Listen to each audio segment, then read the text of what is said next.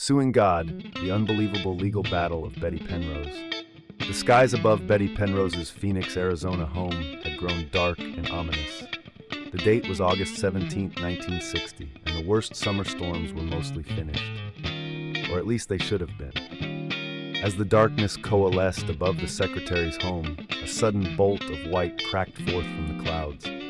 Lightning struck the roof, igniting the structure, which continued to burn long after the initial strike. Betty Penrose lost so much that day, but what could she have done to prevent such destruction? After all, a lightning strike was simply an act of God. It took 9 years, but eventually Betty would attempt to get justice for what happened to her. Betty Penrose tried to sue God. One might think that Betty Penrose's attempt to sue God stemmed from the woman's ignorance of the legal system. In reality, Betty at least had a passing familiarity with the industry. After all, she was the secretary of lawyer Russel Tansie. Even if Betty wasn't familiar with act of God clauses, Russell certainly was. This clause, as well as a legal case being fought in California, would be the basis of Betty's case.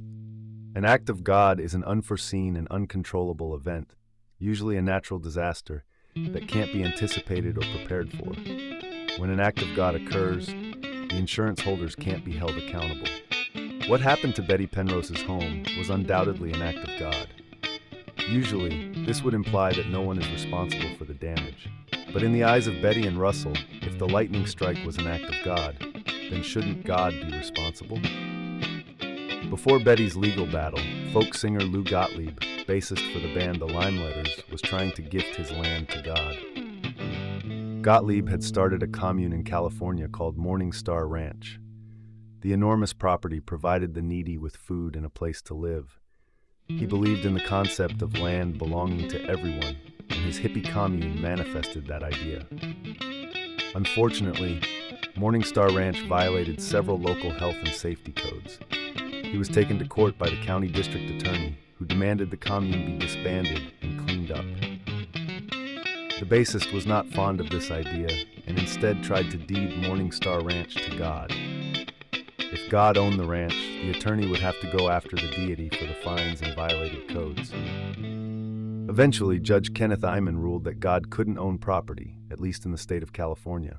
Judge Iman would declare, "The grantee must be a person, either natural or artificial, in existence at the time of the conveyance and capable of taking title."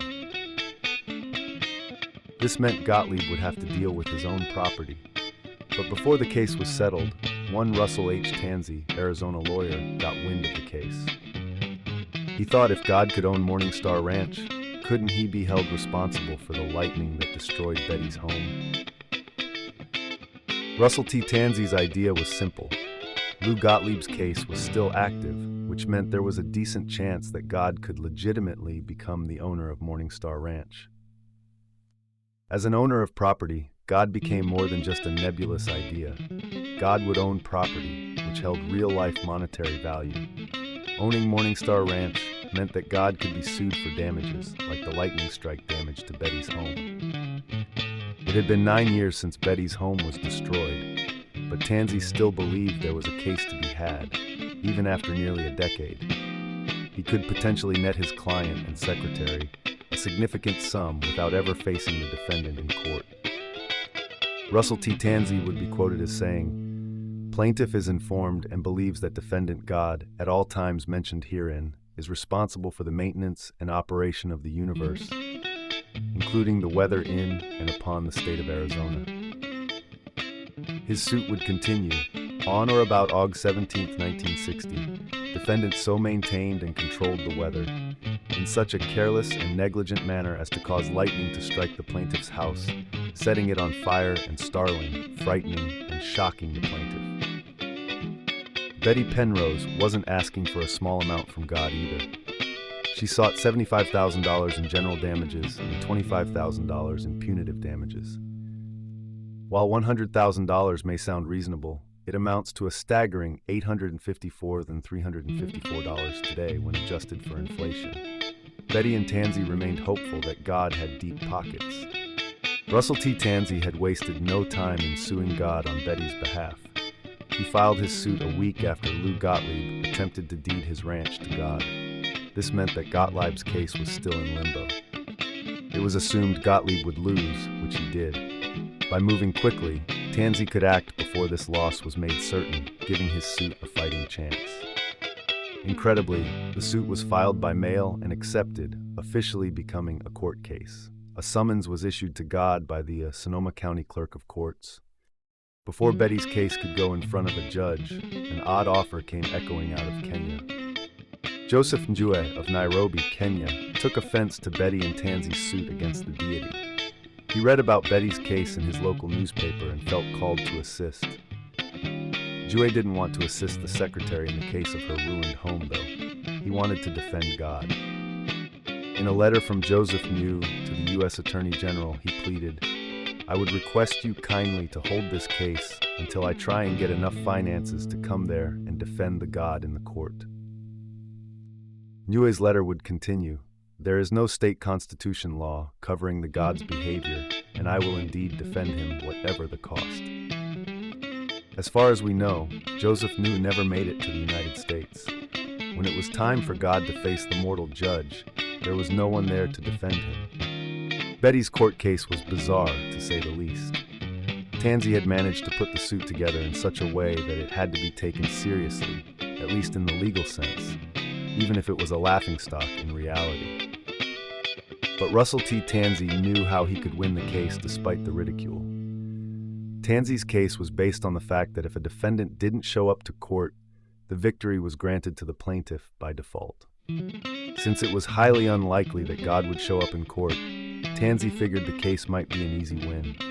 An absent defendant should have equaled victory. When God's day in court rolled around, Russel T. Tansie and Betty Penrose were present. The minutes ticked by, and still the defendant's stand was empty. God was a no-show for his first, but surprisingly not last court case. Because God didn't show, Betty Penrose did indeed win her suit by default, just as Russel T. Tansie had planned.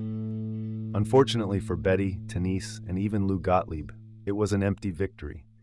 God didn't show up in court because he couldn't. Similarly, God couldn't pay for Betty's damages either. Betty Penrose's victory was won in name only. No one was ever truly going to pay for the lightning strike on her home. Despite Betty's victory in court, she and her lawyer had to know that the money was never coming. Still, at least they had their odd victory to fall back on. It was better than nothing. Too bad it was only temporary. A little over a year after Lou Gottlieb tried to deed Morningstar Ranch to God, the land transfer was declared invalid. According to the judge in the case, land could only be owned by a natural or artificial person, of which God was neither. Lou Gottlieb would be held in contempt of court for his bogus attempt to give his land to God. An injunction from the court would declare that only Gottlieb and his family could live on the ranch. This ended his dream of a hippie commune haven. He would also be forced to pay fines and even spend a week in jail.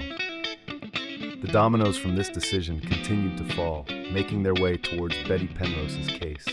The entire basis of Russel T. Tansie's suit was that God owned land, so he could be sued. With Gottlieb's case rendered invalid, Betty's case would also be null and void. Betty Penrose, despite her brief victory, would never see a penny. It may be monetarily worthless, but she would go down in history as one of the only people to ever have a legal win over God himself.